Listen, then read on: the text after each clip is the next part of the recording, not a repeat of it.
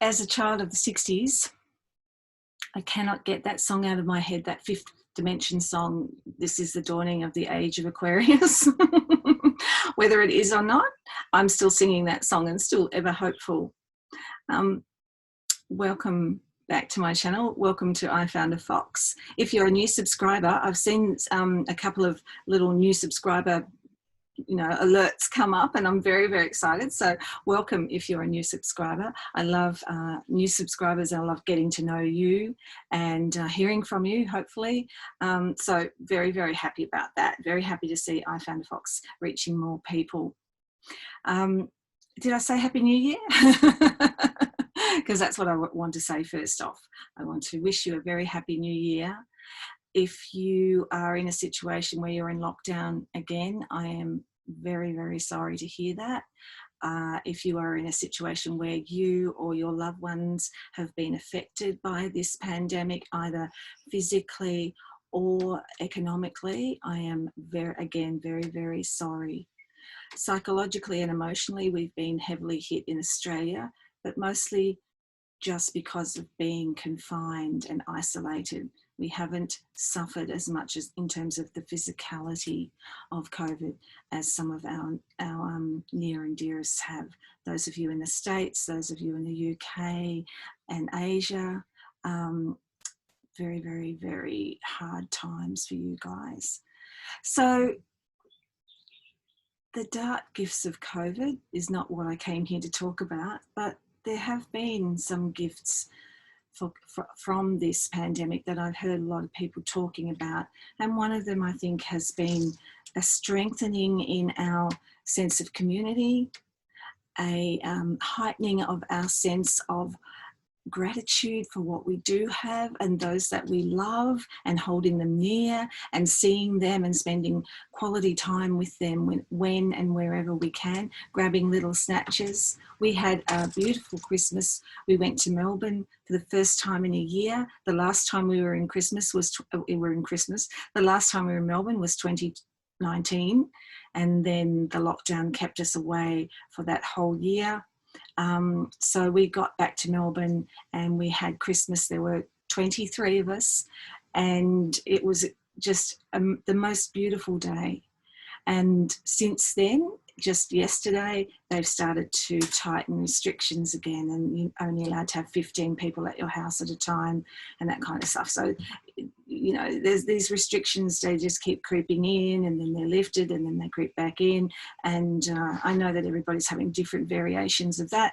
And it's really weird though, because we are really adaptable, aren't we, as humans? Like it almost feels like we're not normal, but we're sort of in the rhythm of it now, and we know to check, and we know to keep our wits about us, because it spins on a dime, this whole thing. So I think that a lot of us, by and large, are getting really, really good at that. And we all know that humans are good at adapting, although they're very slow. They're very slow to change, but when the chips are down, humans can change like that. They can adapt. And I think we need to focus on that a bit more and talk about that a bit more, perhaps, and embrace that about us, that sense of adaptability, that sense of even of adventure that we can embrace, that need to step out sometimes of our comfort zones. So it's kind of something that I'm thinking about for the new year. There's loads of things I want to talk to you about today, and it's really hard for me to keep it all in my head, in my menopausal head. I'll blame menopause for it. So I've written some notes down here, but I think I might start with talking to you just briefly about some of the books that I've been reading over the break. Now, if you are a wild witch, or you're particularly interested in wild witchery, or even just in the rewilding, this is obviously the channel for you. And I read over the break this extraordinary book, and I just want to rave on about it. Now, I found this book through Mags at the Woodland Hag, and she did a fantastic review of this book last year, and so I won't do a big review of it, but I will say, oh my God, blew my mind. This is called Encounters with Nature Spirits, Co-Creating with the Elemental Kingdom, and it's a Findhorn classic, and it's by R. Ogilvie Crombie, which is just the most adorable name, isn't it? R. Ogilvie Crombie. And his first name was Robert, but he always went by his second name, Ogilvie. And in fact, people mostly just called him Rock. And he was an extraordinary man, born in the early 1900s. As a child, discovered that they discovered he had a leaking mitral valve. So he was sort of withdrawn a lot from the physical world, and excelled at maths and science and literature. And basically, he is held in such high esteem by people in the know. Basically, he was a magician. He was a modern day Merlin, and he was able to see the nature spirits. In particular, he had many encounters with Pan and also another little faun. And this is what this book is all about, his encounters with Pan and the messages that he got from Pan. And he was heavily involved in the Findhorn Garden and the creation of that. So, of course, reading this has led me down the Findhorn Garden path, which I've always known's been there, but I kind of haven't explored it. So next on my list is anything that Dorothy McLean's written. I've been watching some YouTube videos with her, and Eileen Caddy, Peter Caddy as well, the three who were the sort of pioneers of Findhorn Garden. And if you don't know Findhorn Garden, it is a remarkable, magical place in the southeast, I think, of Scotland, where they created a garden basically on sand dunes. An extraordinary garden, and they did it by communicating with the elemental spirits and with the angels. The angels guided them what to plant, how to tend it. And Rock was heavily involved in that, sort of coming and going, a bit like Gandalf, coming and going and protecting that area. It's also got, this book also has an introduction by Mike Scott. For any of you who love the Waterboys, hands up. In the 80s, Mike Scott was the songwriter and lead singer of the Waterboys, and there's an introduction from him in there. There's also some other accounts in the back from other people who interacted with Rock. Ogilvie, the Merlin figure, surely to us is Gandalf, the white magician. I don't know if you can see that. I'm just besotted with this book. It's just beautiful. And I might just read you a tiny little bit from the back, in the back section, Remembrances of Rock. I think this is David Spangler. In one part he says, much nonsense. See, this is what I love about wild witchcraft is that it's linked into the earth and nature. And much of witchcraft is, of course, but for me, being an extremely practical and highly imaginative person, I love having this interplay between my flighty imagination, my wild imagination, and my very practical down-to-earth nature. And I can indulge that or develop that through wild witchery. So David says, much nonsense is written about magic and magicians, and the whole topic is surrounded with fantasy and glamour. Part of the problem is that magic is seen as a discipline set apart from the course of everyday life and dealing with supernatural and extraordinary powers, rather than as a way of understanding and tapping into capacities and energies that are inherently part of everyday life and thus quite normal and natural. The danger comes when people gravitate to any study of spirituality, magic, or the use of subtle energies in order to be different and special, rather than to become more fully part of everyday life and more capable of service. more capable of service. I got some real key stuff out of reading that, and some lights went on.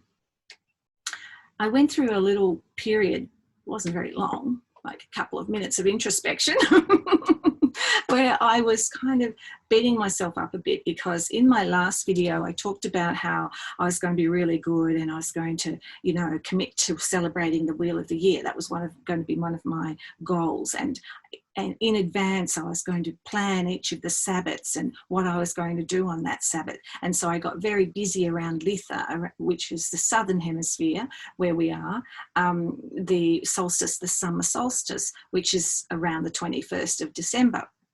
So I got very busy planning what I was going to bake and how we were going to go on this sunrise walk out to, there's a spectacular sort of mountain close by here where you can climb and get all these beautiful views, and I thought that would be a beautiful way to celebrate the solstice, would be to climb that little mountain at dawn and sort of have all this food and yada yada, right? So I'm planning it all out, and concurrently Christmas is coming. You know what happens, don't you? I dropped the bundle, and I got so lost in everything else that was going on, not only with my family life and getting ready for Christmas, but also with my work and winding up my various Facebook groups and my online community. I got so lost in that Litha kind of went down the gurgler, and I didn't celebrate it. However, in my period of reflection and self-flagellation, I suddenly realized, hang on a minute, on summer solstice, you planted a laurel tree, and you also planted some catnip. And so I thought, you know what? What's better than, you know, if I have to compete with myself, which I don't, and none of you do, it's not a competition to become the best witch. But if I have to look at it, I think, well, I think Mother Earth was probably happier with that new laurel tree and that catnip that I planted for the bees, because the bees here adore catnip, so I'm just planting it everywhere. I think that laurel tree is a better symbol of my connection to the earth and my awakening to how I can be of service to Mother Earth. I think planting that tree is a better symbol of that than making an elaborate cake with lots of summer berries on it and then stuffing it down my throat, which was the original plan. So I think that's one of the things that I keep coming back to, is that there is so much to be done that's important and of value and much more beneficial to the planet, to Mother Nature, and to us, because we are nature.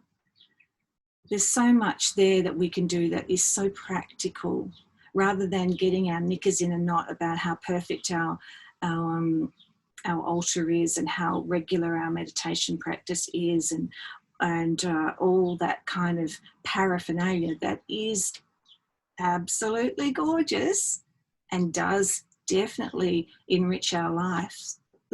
It absolutely does. And certainly that expression of beauty is this endless source of joy for me. But yeah, there's just this remembering that is kind of the icing, and the cake that we're working on is needs a lot more attention. All right, so that was helpful for me. So never punish yourself if you feel like you're falling off the wagon, or remember what I said in another video too, that this path is convoluted, and there's sort of spirals and labyrinths and all sorts of things on this path. Just because you lose yourself in certain labyrinths and you take great big detours, that doesn't mean for 1 second that you're off the path. So if you're interested in anything to do with the elemental spirits and awakening to them, about creating, about the importance of creating a cosmic consciousness in order for you to contact or be in contact with the elemental spirits, this book is beautiful.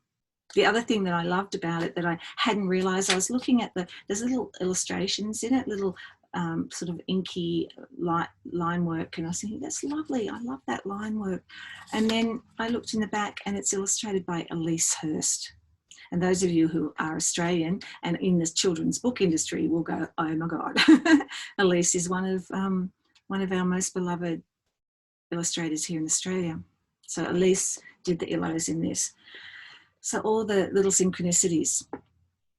I also read in the back of this, in the recommended reading, this book was recommended, which is by William Bloom, Working with Angels, Fairies and Nature Spirits. This is a fantastic book too. I read this quite some time ago. In fact, I think I bought this as a research book when I was writing a novel about fairies. And that's another thing. That's another thing that I think, how the universe works and how the spirit works. You will be drawn to things for one reason and then discover that you're there for another reason.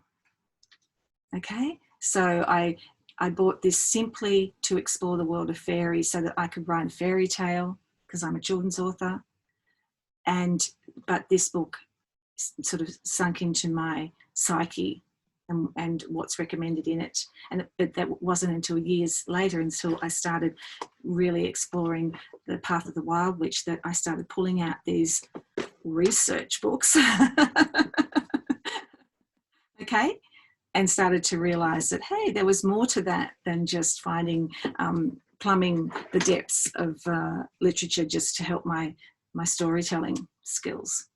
It goes deeper than that. So that was that. So those two books are fantastic. Now the other book, and I have recommended this before, is by Susan Raven, Nature Spirits, The Remembrance, a guide to the elemental kingdom. This is extraordinary, as is Susan Raven herself. So if you, again, this is about communicating with the elements and working with them, and how to be in touch with the subtle. Why can I say subtle? The subtle energies. So subtle and supple. Those two words. Weird. Now, one more book that I read over the break that I keep raving about is fiction, but there's something so deeply soulful about this book. If you haven't read it, it is a classic, and possibly a lot of you have read it. Tuck Everlasting. You know, you can read it in 2 sittings. It's extraordinary. It's so beautiful. And it reflects on the wheel of life, as opposed to the wheel of the year. The wheel of life, and the graciousness, I guess, of death, and the necessity of death, and the beauty of death, and the gifts of death. This is a beautiful story. So I found it, I see this very much as a spiritual book, as part of my spiritual reading. So there's some beautiful books and some beautiful things to think about. I also wanted to show you my, I can't get close enough, my Christmas present. Can you see that? That is Ellen of the Ways, who's my matron deity, and it was crafted by Anne-Marie Morin, Anne-Marie Morin, who is Corvidana, Sacred Jewellery. I started following just Corvidana on Instagram, and I just love the jewellery that she crafts. She does all sorts of beautiful stuff, and I've had my eye on Ellen of the Ways for about a year, and I thought, I want that. I'm going to get that for Christmas. I just love it so much. It just means so much to me to have this, and to take it off at night and put it on my altar. It's just exquisite. And Anne-Marie is in Canada, and it got to me really quickly. I think it was only about a month, and from when I ordered it to when I had it in my hot little hands just before Christmas. And this is the gorgeous little box that came in, and it's also got another little pretty pouch for traveling if you wanted to pack it in that or keep it safe. So I am very, very happy with that. All right, my darlings, I think I've raved on enough. I had more stuff here to say, but I think that if I keep talking, this will get too long, and I think I should probably divide this into all these notes here into a couple of videos. Again, I just want to wish you the most beautiful new year, and thank you for joining me here on this journey. I appreciate every single one of you, and I wish my phone would stop beeping. It's probably someone saying Happy New Year.